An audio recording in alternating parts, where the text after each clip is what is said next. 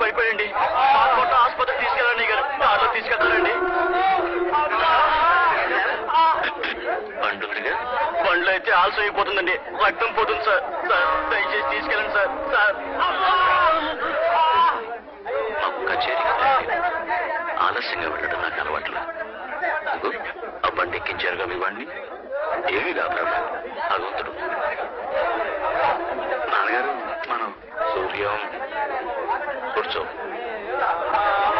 Driver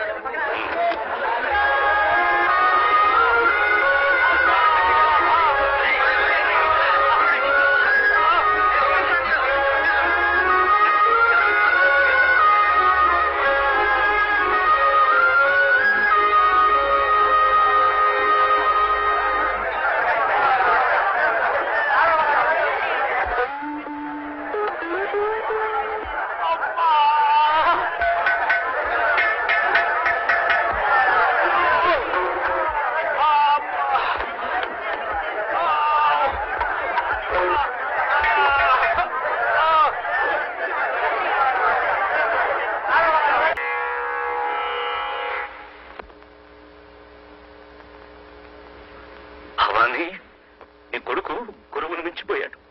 గురువు గుండెల్ని తన్ని తరిమేసేటంతగా మించిపోయాడు. సంతోషించు, సంతోషించు.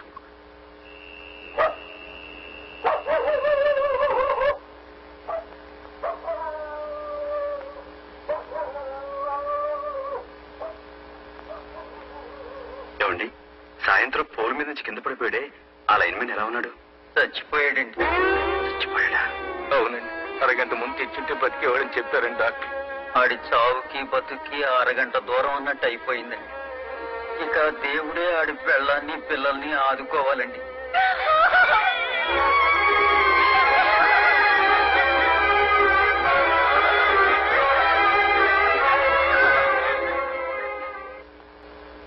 రాత్రంతా ఎక్కడుండి వస్తున్నావు?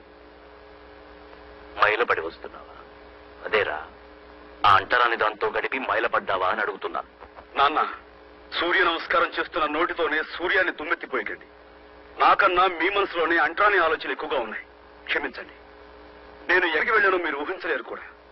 కరెంటు పోల్ మీద నుంచి కింద పడితే అడవిలో దిక్కు లేకుండా మనం వదిలేశామే, ఆ వ్యక్తి ఆసుపత్రిలో చచ్చిపోయాడు. అది మీరు తెలుసుకోవాలి.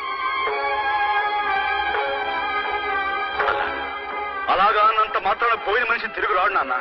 భగవంతుడు ఉన్నాడు, పొండిని పంపేశారే, మరి ఏ భగవంతుడు అతను కాపాడలేదే? అరగంట ముందు అతని ఆసుపత్రికి చేర్చలేని వాడే అతని పాలిట భగవంతుడై ఉండేవాడని డాక్టర్లు చెప్పారు. ఇది కూడా మీరు తెలుసుకోవాలి. సూర్యం, అందులో ఏమన్నా అర్థం ఉందంటావా? సాగు పుట్టుకలు కర్మఫలాలు.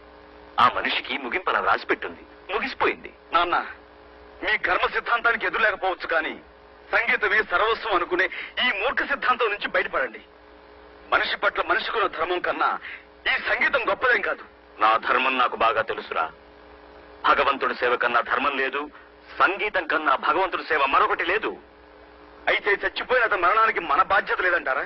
వాడెవడో చంపడానికి మనమెలా కారణమవుతావురా? నన్నే మీ ముందు అందరూ మూగవాళ్ల పడుంటారనుకుంటున్నారు, కానీ నాకు నోరుంది. న్యాయాన్యాయాలు మాట్లాడి తీరతాను. ఇంతకీ ఏమంటావు? మీరు ఊ అనే ఒక్క మాట నుండి అతను బతుకుండేవాడు.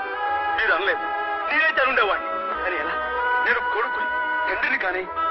కాబట్టి అతని చావు కారణం మీరే అతన్ని చంపారు. మీరు ఒక హంతకుడు. కన్న తండ్రిని దుర్భాషలాడేంత పెద్దవాడి వైపోయావా నువ్వు? వదిన, నువ్వు కొట్టినా చంపినా ఇది మాత్రం నిజం. ఒక ఆడదాని అనాథన చేసి ఆ పసివాళ్ళని దిక్కులేని వాళ్ళని చేశామే, అది మహాపాపం. ఆ పాపానికి నేను బాధ్యుణ్ణి. అది నన్ను జీవితాంతం దహిస్తూనే ఉంటుంది.